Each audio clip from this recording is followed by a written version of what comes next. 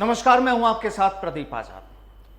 दोस्तों, जोधपुर में पिछले 6 दिनों से एक बड़ा मुद्दा छाया हुआ है और मुद्दा है लवली एनकाउंटर का, जहां पर पिछले बुधवार लगभग 6 दिन पहले कुछ पुलिस कर्मियों ने एक युवक को, जिसे हिस्ट्री शीटर बताया जा रहा है लवली, उसको पकड़ने की कोशिश की थी, लेकिन उसने जो पुलिस वाले जो पकड़ने गए थे उन्हीं पर उसने फायर कर दिया और उसके बाद आखिरकार पुलिस को भी लवली पर फायर करना पड़ा।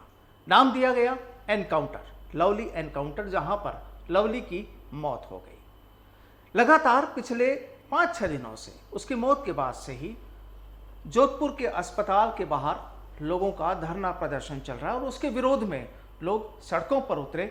और जैसा कि हमने पहले भी बताया कि यह मामला सियासी रूप भी ले सकता है और लिया भी। कुछ नेता भी यहां पर पहुंचे। मामला चूंकि राजस्थान के सीएम अशोक गहलोत के होम टाउन से जुड़ा हुआ था, तो मामले की पूरी गंभीरता को देखते हुए सीएम अशोक गहलोत ने भी यहां से कुछ आला अधिकारियों को जोधपुर भेजा। आखिरकार इन 6 दिनों में जो पूरा फाइनल जो रिजल्ट निकल कर आया वो ये कि जो 4 लोग वहां के रातानाडा इंचार्ज लीलाराम और उनके जो 3 साथ के जो 30 बाकी के जो पुलिसकर्मी थे, 4 लोगों को यहां पर सस्पेंड कर दिया गया। कहानी ये कि क्या राजस्थान में सरकार अपराधियों को बढ़ावा देने की कोशिश कर रही है? सवाल ये कि क्या यहां पर पुलिस वालों ने कुछ ऐसा गलत किया था उन्हें सस्पेंड करना पड़ा, या वाकई लवली के साथ इस पूरे मसले में जोधपुर पुलिस ने गलत किया था? सवाल कई हैं जिनके जवाब सब लोग जानना चाहते हैं और आज हम भी जानना चाहते हैं कि आखिर ऐसी क्या परिस्थितियां रही हैं, किस तरह के नियम कायदे होते हैं, क्या वहां पर जो कमर के ऊपर लवली को जो गोली मारी गई थी उसकी क्या वजह यहां पर हो सकती है? 4 पुलिसकर्मियों को सस्पेंशन के पीछे आखिर क्या वजह हो सकती है? क्योंकि आपको बता दें कि इस सस्पेंड होने के बाद, सस्पेंस की जब खबर मिली है उसके बाद आज राजस्थान में खास तौर पर ट्विटर पर लगभग 50,000 से ज़्यादा ऐसे ट्वीट हो चुके हैं जो राजस्थान पुलिस के सपोर्ट में हैं, यानी जोधपुर पुलिस के सपोर्ट में है।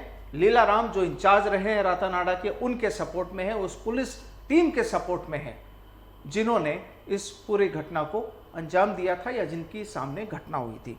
आज हमारे साथ इसी मुद्दे पर जुड़े हैं पूर्व आरपीएस अधिकारी योगेंद्र जोशी जी, और योगेंद्र जोशी जी से जानेंगे कि आखिर ये पूरा जो घटनाक्रम रहा, क्या इसकी वजह जोशी जी आप मानते हैं और क्या होना चाहिए था इस पे? प्रदीप जी, ये एनकाउंटर्स जो होते हैं इनके ऊपर गाए बगाए प्रश्न चिन्ह लगते रहते हैं। पुलिस और एनकाउंटर और राजनीति ये एक दूसरे से जुड़े हुए हैं। एनकाउंटर होते थे पहले, जो मैंने देखे हैं उनमें कभी भी राजनीति बीच में नहीं आती थी, धर्म और जाति बीच में नहीं आती थी। लेकिन पिछले समय से मैं देख रहा हूं, यहीं राजस्थान में नहीं पूरे देश में, अगर बदमाश किसी जाति विशेष का है तो वो जाति उसके फेवर में खड़ी हो जाती है, धर्म विशेष का है तो धर्म के लोग उसके फेवर में खड़े हो जाते हैं, और फिर लुका छिपी और दबाव की राजनीति चलती है। उसके अंदर राजनेताओं को बनाया जाता है मोहरा, और राजनेता आसानी से उसमें मोहरा बन जाते हैं क्योंकि उनको आने वाले समय में वोट लेने होते हैं। अब जैसे कमलेश प्रजापति हत्याकांड के अंदर जो माना जाता है साहब ये हत्याकांड है, सीबीआई उसकी जांच करेगी। उसके अंदर क्या था कि प्रजापत समाज का दबाव था। क्योंकि चुनाव में प्रजापत समाज एक बहुत बड़ी निर्णायक भूमिका उस इलाके में देता है। लेकिन आखिरकार राज्य सरकार को निर्णय लेना पड़ा कि सीबीआई की जांच कराई जाए जी। अब वहां की हालत बड़ी खराब हो गई, पुलिस वालों की स्थिति खराब हो गई। जो पुलिस वाले मौके पे थे, जिन्होंने एनकाउंटर किया था, उनका जीना हराम हो गया। आज उनकी स्थिति क्या है ये उन पुलिस वालों से ही देखने की बात है जी। इसी तरह का जो आपका जोधपुर का, जो आप रातानाडा थाने के एनकाउंटर की बात कर रहे हैं जी। इसमें हालत देखिए कि बदमाश ने फायर किया पुलिस पे, पुलिस की गाड़ी पे गोली लगी, और जब उसको गोली पुलिस ने अपने बचाव में गोली चलाई तो उसके पेट में गोली लग गई जी। अब आप देखिए एक विशेष जाति के लोगों ने इसके अंदर जो उस अपराधी के समर्थन में थे, 6 दिन से उन्होंने घेरा डाले हुए थे। अब आज निर्णय हो गया, उन अधिकारियों को, इंस्पेक्टर को, लीलाराम को, सिपाहियों को, उनको सस्पेंड कर दिया गया।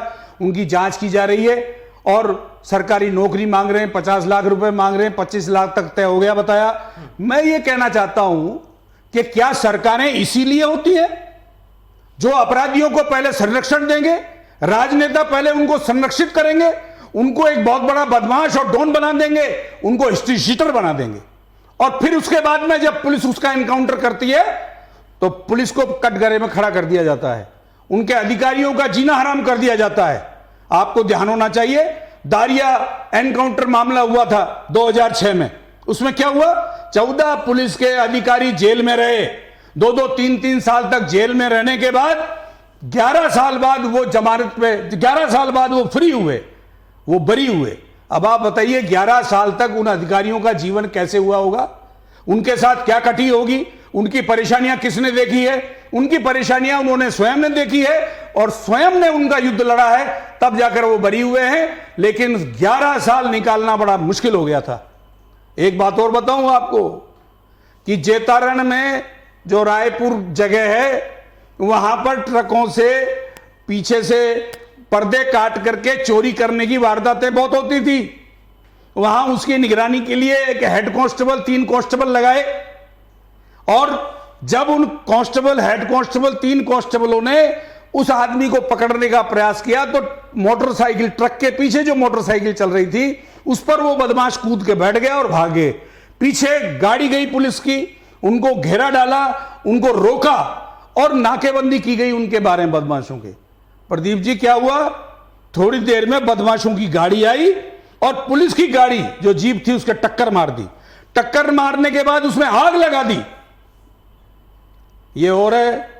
दूसरे दिन पुलिस के जो बड़े बड़े कंधों पे तमगे लगाते हैं वो अधिकारी मौके पर पहुंचे, उन्होंने उस संबंधित हेड कांस्टेबल और कांस्टेबल को डांटते हुए कहा कि तुमने गोली क्यों नहीं चलाई।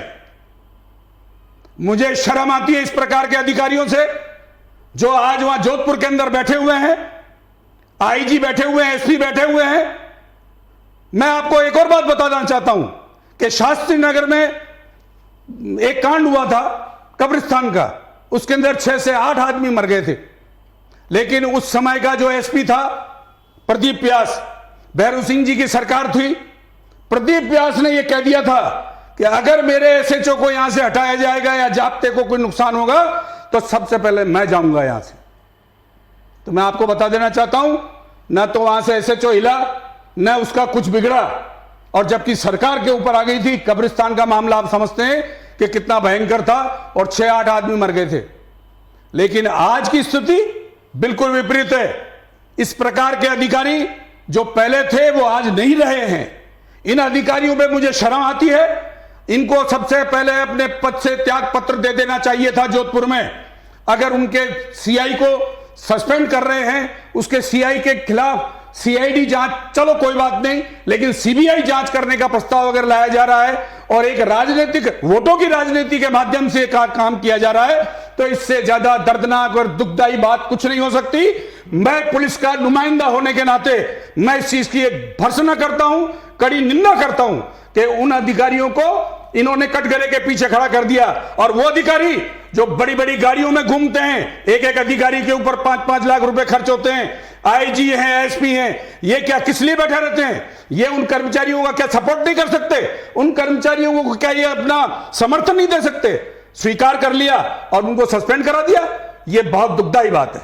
बिल्कुल, ये जिस हिसाब से जोशी जी ने जो अपनी पुरानी जो चीजें भी बताई हैं और जो प्रेजेंट में जो जोधपुर में हुआ, वाकई कई सवाल खड़े करता है कि इंचार्ज और पुलिस कर्मियों को, कुछ पुलिस कर्मियों को सस्पेंड कर दिया जाता है।